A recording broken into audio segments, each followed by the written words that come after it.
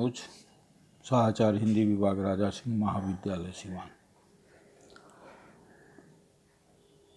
जयशंकर प्रसाद द्वारा रचित भारतवर्ष कविता पर केंद्रित व्याख्यान के चौथे भाग में आज बाकी बचे इस कविता के बाकी बचे अंशों पर चर्चा की जाएगी। जैसा कि विगत व्याख्यानों में स्पष्ट किया जा चुका है और आप जान भी गए होंगे कि स्वाधीनता आंदोलन के दौरान भारत के इतिहास को नए तरीके से देखने की दृष्टि विकसित हुई। इस नए तरह के दृष्टि में औपनिवेशिक इतिहास दृष्टि का प्रतिकार था। जैसा कि बताया जा चुका है कि औपनिवेशिक इतिहास दृष्टि अंग्रेजों ने विकसित की और अपने शासन और अपने अवैध कब्जे को जायज़ ठहराने के लिए उन्होंने अपने आप को इस तरह प्रस्तुत किया कि हम ब्रिटिश शासन यहाँ पर आया है तो यहाँ के लोगों को सभ्य बनाने आया है, यहाँ के लोगों को शिक्षित बनाने आया है। और शासन की बागडोर अपने हाथ में इसलिए ली कि यहाँ के लोगों को शासन करने नहीं आता, यहाँ के लोगों को सभ्य नहीं है, असभ्य हैं, अंधविश्वासी हैं, अशिक्षित हैं।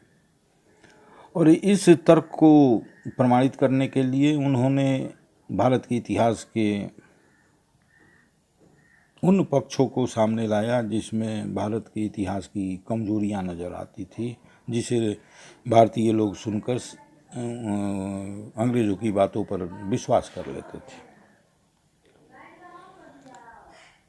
इसी के प्रतिकार में स्वाधीनता आंदोलन में नवजागरण के दौर में अपने इतिहास को सही अर्थों में, सही रूप में समझने की कोशिश की गई और इतिहास के तथ्यों को लोगों के सामने प्रस्तुत कर यह जताने की कोशिश की गई कि जो अंग्रेज़ों का दावा है वो बिल्कुल गलत है। अंग्रेज़ों के दावों के विपरीत भारत का इतिहास स्वर्णिम रहा है। भारत का इतिहास अन्य उस समय के दौरान, उस कालखंड में अन्य देशों से तुलना करें तो कहीं न कहीं अन्य सभ्यताओं से, अन्य संस्कृतियों से भारत का इतिहास का वह कालखंड बेहतर रहा है।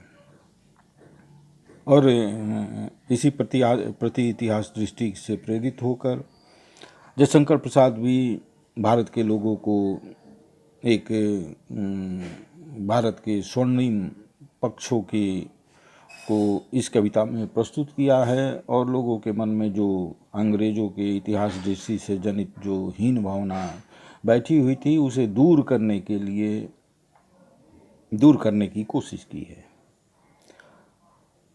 स्वाभाविक है कि अगर किसी के मन में खुद को हीन मानने की प्रवृत्ति बैठी हुई हो तो वो अपने विपक्ष से संघर्ष नहीं कर सकता। विपक्ष को अगर श्रेष्ठ मान ले, बलवान मान ले तो वो संघर्ष कर ही नहीं सकता। इसलिए ज़रूरी है कि अपने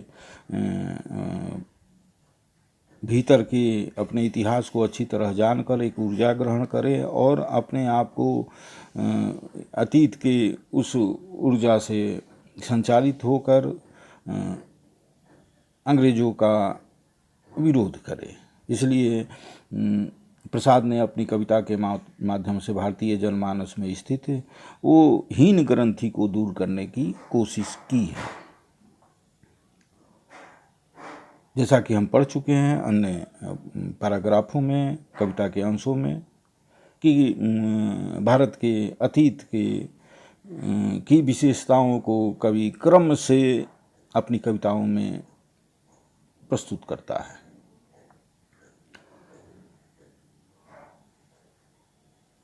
भारत के इतिहास के उस पक्ष को भारतीय मानस को याद दिलाते हुए कहता है कि यवन को दिया दया का दान, चीन को मिली धर्म की दृष्टि।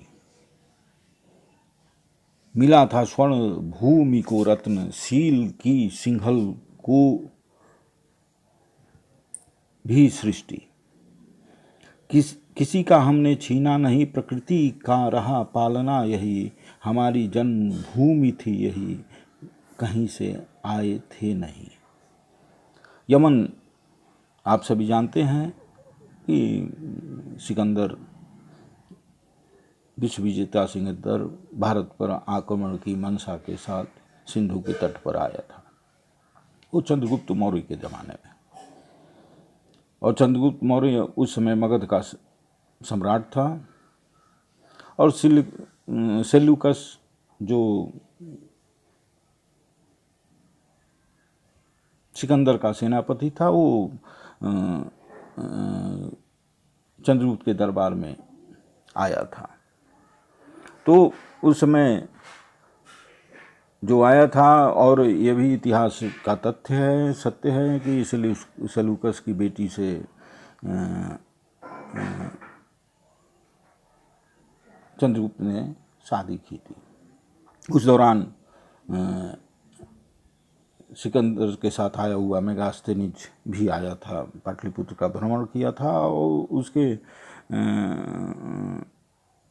उसके पुस्तक में भी इस तथ्य की चर्चा है।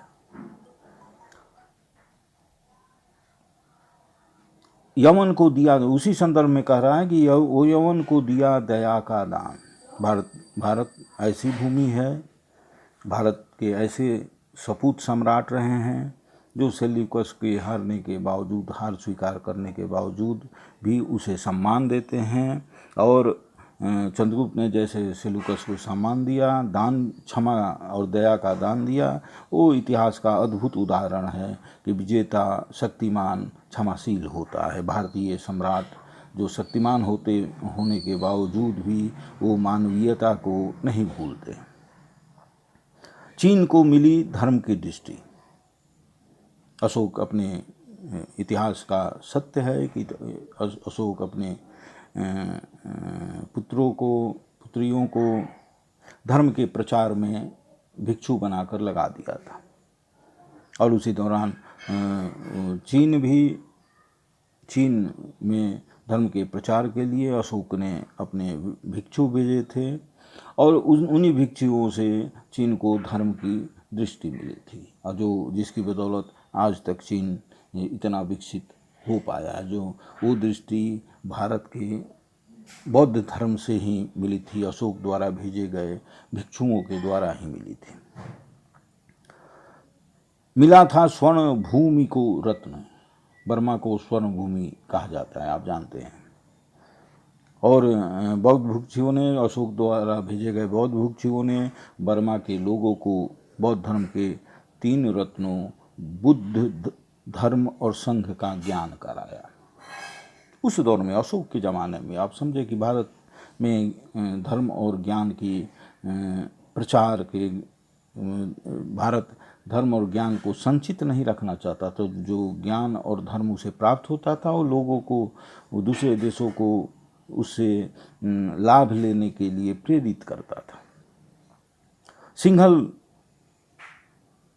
सील की सिंहल को भी सृष्टि। सिंहल श्रीलंका को कहते हैं। श्रीलंका में भी ये ऐतिहासिक तथ्य है कि अशोक ने अपने पुत्रों को वहाँ भिक्षु बनाकर बौद्ध धर्म के प्रचार के लिए भेजा था। और वहाँ सिंघल उस प्रचार से ही सील का ज्ञान हुआ। पंचशील जो बौद्ध धर्म का मूल सिद्धांत है, सत्य, अहिंसा, ब्रह्मचर्य, मादक पदार्थों का त्याग और अस्तेय, ये 5 शीलों का ज्ञान हुआ, जिसकी बदौलत सिंघल श्रीलंका अपने देश को विकसित कर सका। इतिहास प्रमाणित करता है कि किसी का हमने छीना नहीं। हमने किसी भी देश को, हमारी कभी विस्तारवादी नीति नहीं रही है। दूसरे के क्षेत्रों में अधिकार करने का लक्ष्य कभी नहीं रहा है भारत का। किसी का हमने छीना नहीं, भारत ने किसी का हक नहीं छीना है। वो अपने ज्ञान और धर्म से उसे शिक्षित ही किया है, उसे मजबूत ही किया है। भारत किसी का हमने छीना नहीं, प्रकृति का रहा पालना यही।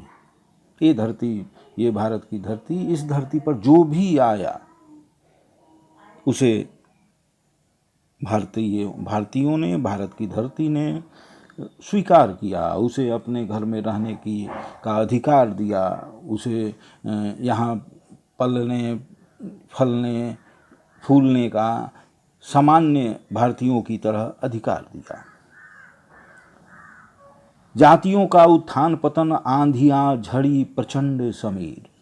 भारत इतिहास में कितने जातियाँ, कितने लोग आए और गए, उनका उत्थान हुआ, पतन हुआ, आंधियाँ आई, आंधियों की झड़ी प्रचंड समीर बहे, खड़े देखा झेला हंसते प्रलय में प्रलय हुए हम वीर।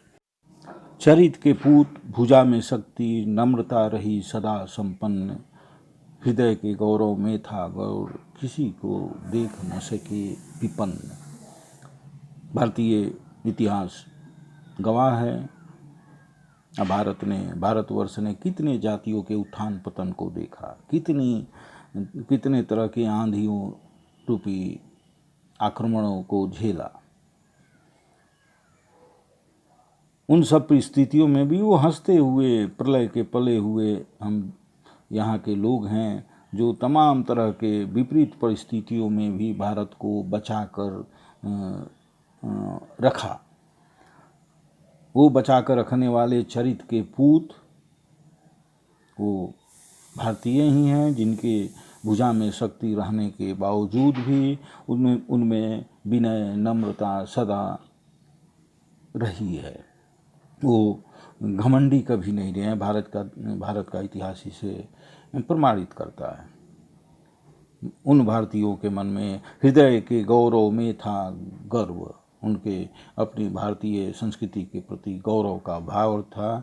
अब किसी को देख न सके विपन्न, और किसी भी दूसरे देशों के या दूसरे लोगों को वो विपन्न या गरीब देख ही नहीं सकते थे। अपने पास जो भी सामर्थ्य रहता था, भारतीयों का यह संस्कार है कि वो दूसरों की मदद करते थे, किसी को देख न सके विपन्न।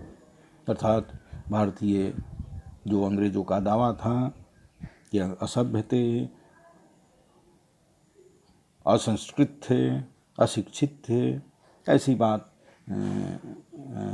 प्रसाद नहीं मानते। प्रसाद लोगों के सामने इतिहास के तथ्यों के साथ प्रमाणित करते हैं कि यही भारत के लोग जो सेल्यूकस को क्षमा दान देता है, यही भारत के लोग जो चीन को धर्म की दृष्टि देता है, यही भारत के लोग जो बर्मा को रत्नों बौद्ध धर्म से शिक्षित कर विकास की नई राह खोल देते हैं, यही भारत के लोग सिंघल अर्थात श्रीलंका के लोगों को धर्म की दृष्टि देकर नई दृष्टि से संपन्न करते हैं, जिससे वहाँ विकास की अलग गंगा बह गई।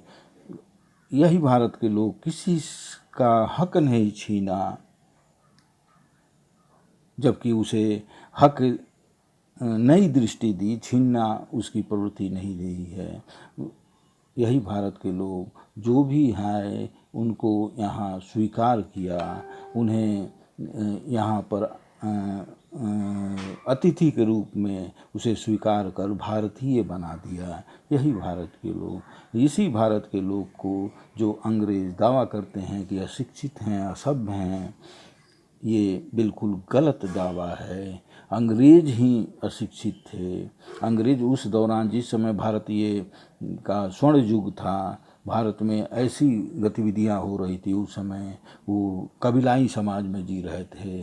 उन लोगों के पास ऐसी संस्कृति नहीं थी। भारत की स्थिति ऐसी खराब इसलिए हुई है कि अंग्रेज़ों का शासन यहाँ पर स्थापित हो गया है।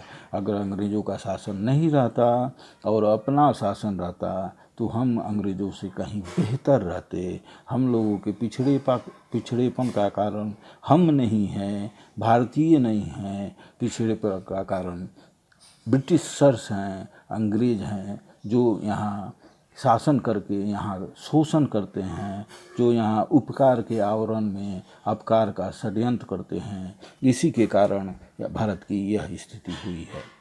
धन्यवाद। अगले व्याख्यान में शेष अंशों पर चर्चा की जाएगी।